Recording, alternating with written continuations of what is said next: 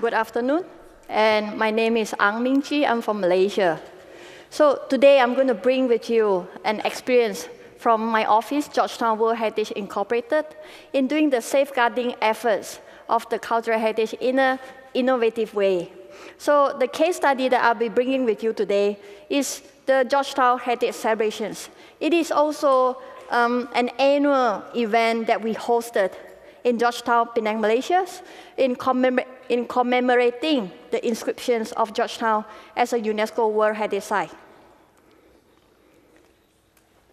So this is Malaysia, and I assume that some of you have been there before. But do you know that the state of Penang is at the northern tip of Malaysia, and Georgetown is located on the island of Penang? Georgetown is not very big. It's about 259 hectares, or about 5 times of Ueno Park in Tokyo. So it's not huge, yet it's very unique. The safeguarding efforts that we have in Georgetown mainly focus on 3 outstanding universal values.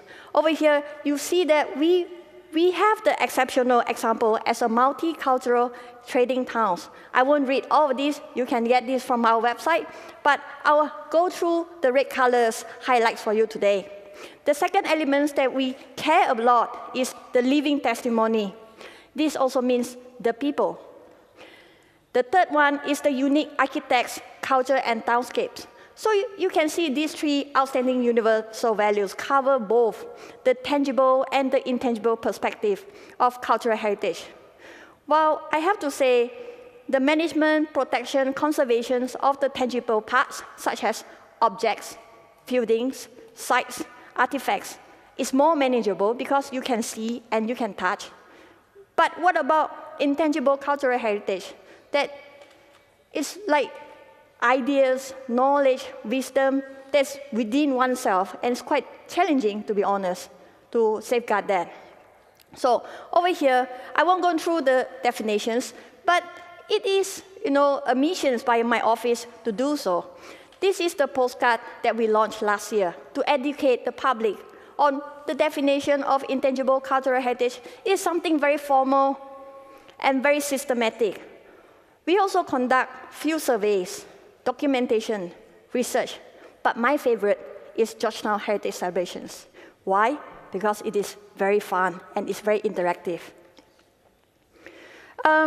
Georgetown Heritage Celebrations has been launched for the past 7 years. And we use this as a platform to engage with the community, to identify our shared identities. What is Georgetown about? What is the people all about? We also use this to get attention from the wider public in sharing our missions of safeguarding. So every year we focus on the specific themes. This year is on traditional sports and games. And the slogan that we use is Mine. And I understand the translations in Japanese is Asobi ni Kitene. I'll show you the short videos over here.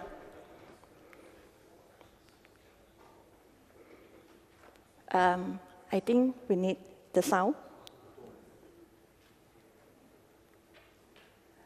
Okay, let's try it one more time. Can you turn on the audio?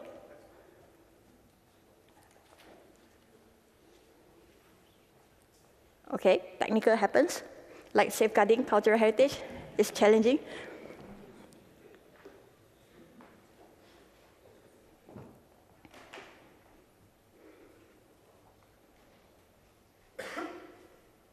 Okay. I hope that sounds will come in. If not, just imagine how are they shouting and playing.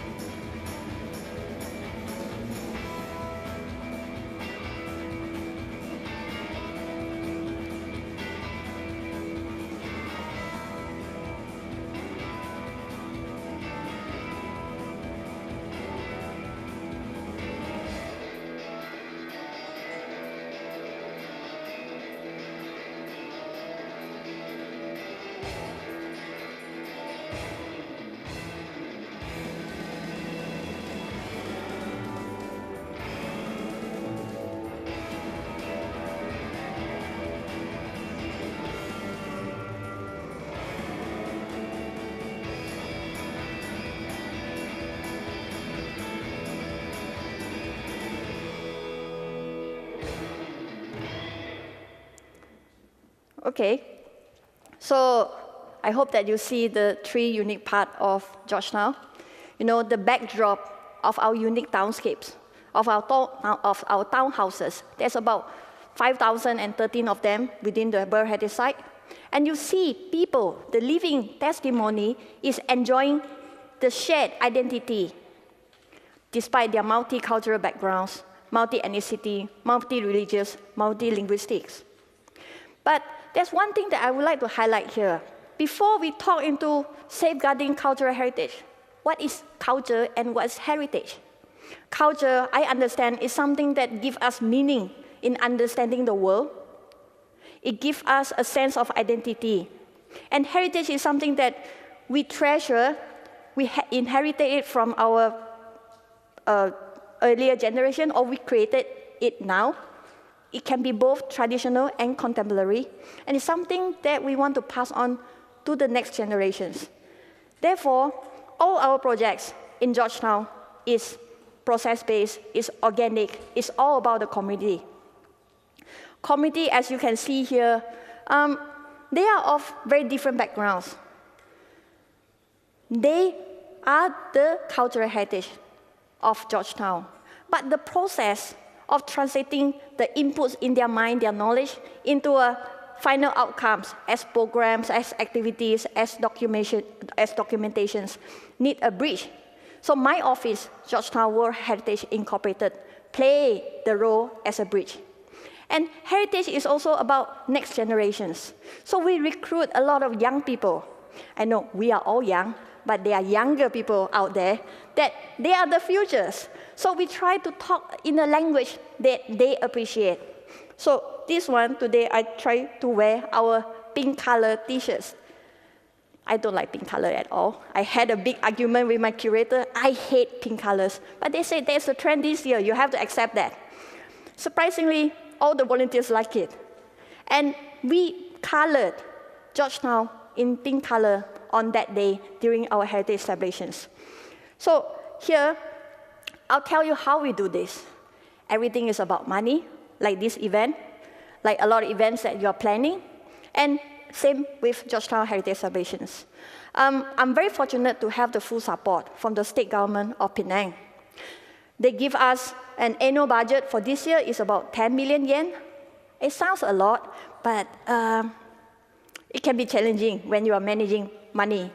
We use it to pay the salary of 43 project staff throughout the 120 days of preparations. Okay, these project staff, some of them are curator, designer, production officers, and trainers for the volunteers. There are also some who's very good to talk and gain trust from the community. They speak their language. They can go out and drink with like, uncle, can I come to your house? Can I interview you? Can I understand what kind of games do you play when you were young?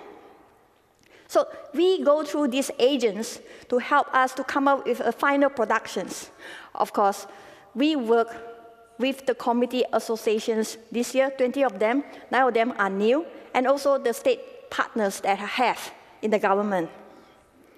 So another thing that is very important here is community. As I said earlier, it's everything about the people. So we are multicultural. We have differences. But I always say, you can see similarity when you highlight the contrast. Throughout the process of interviewing and try to understand the past, we realized that there's so many similarities that each other do not know. I'll show you where.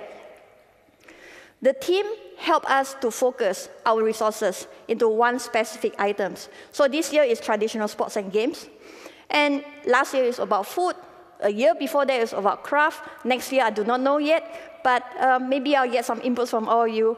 I'm going to meet our communities after this trip from Japan. We're going to have karaoke sessions. Before we talk about what do we want to do next year.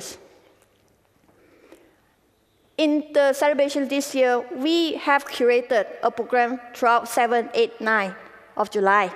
You can see, we have formal launching events where I invited senior officers from the state government who pay us, and the state agencies who help us, and the community leaders who come. It's a platform of acknowledgement. We also have introductory classes, forum, as an experience for the committee and the participants to feel it in-depth experience. And more importantly, we try to create the street festival. It lasted normally about 3 to 4 hours, but it's a feel-good factors over there. So how do you do feel-good factors? We have worked with the committees to come out with this kind of like game card. I bring a copy here. And this game card represents individual associations, ethnic groups, religious groups, games that the older generations, yeah, a lot of them I played when I was very young, but it's very alien to the current generations. The game card itself is a traditional game. You know, I'm not sure about Japanese, but in the past, there are these small cards that you can play, and they fall down, and you decide the winner. And you know, we try to do things in an innovative way, but not necessarily in a very high-tech way. You can be creative. Okay? So we also design by tailor-made our 7,000 potential participants. A lot of them are families. They come in the families. Some of them are teenagers. So it's divided into the low energy, like when you can play chess, or high energy, when you can run around and sweat a lot. Another element of Georgetown Festival, Georgetown celebration is we translate the World Heritage Site into a car-free playground. The stations is selectively, logistically located. And we have the help and sponsorships from venue owners that open up their houses for free. And for information, all these activities is fully sponsored, and we don't collect tickets. We want to encourage participations. This is how you see on one of the performances. It's a very beautiful day. I'm very lucky. We pray to a lot. We pray to Allah, Jesus, Buddha, Topekong, Guadima, for about 2 hours of the praying, and hopefully that God will give us a good weather. You see the backdrop here. We don't have canopies. And that's from my team. They said, no plan B, Ang. We're going to do it. We're going to enjoy the unique townscape of Georgetown. And over here, one of the challenges that we face when we try to introduce traditional games is that we can't buy it anymore. Some of them is no longer in the market. So over here, you can see, I bring a sample for you. Since this is the tiger town, I understand it that way. With the, this is made from a bottle cap. We put it up, and we transition over here, and it can be a game. So, it doesn't cost much, but you have to think out of the box. How can we introduce old traditional games to the new generations? And it doesn't end on that day itself. It doesn't, all the documentations is continue. You can find out that all this game card is now translated into 4 languages. Tamil, Chinese, Malay, and English is available online for teachers, for Sifu, for master, for community to download and use it in their own capacity. We share copyright because the copyright belongs to the people. And this is also another way that we try to encourage participations. It is called you play well stickers. So on that day, if we visit one of the stations, you will get the introductory card. But if you play very well, you get the stickers. It encourages you okay, there's 23 malls to go. I'm going there, and everyone try to come out with all the stickers, and I can only get 15 because I don't have enough of time. Last but not least, the team. As I said, we don't only give the volunteers a t-shirt. We give them the opportunity to understand that heritage is important. It's a collective effort by everybody. They are our futures, and I hope by planting the seeds of safeguarding efforts, by introducing them to the communities, it will be the first step for them to continue coming back and getting involved directly. I have only 2 seconds left, so this is my office. I invite you here to mark down your dates. 2017, July 7, 8, and 9 will be our Georgetown Heritage Celebrations 2017. The theme is yet to decide, but we will continue doing our part in achieving our mission in the safeguarding of heritage, cultural heritage in Penang. Thank you very much.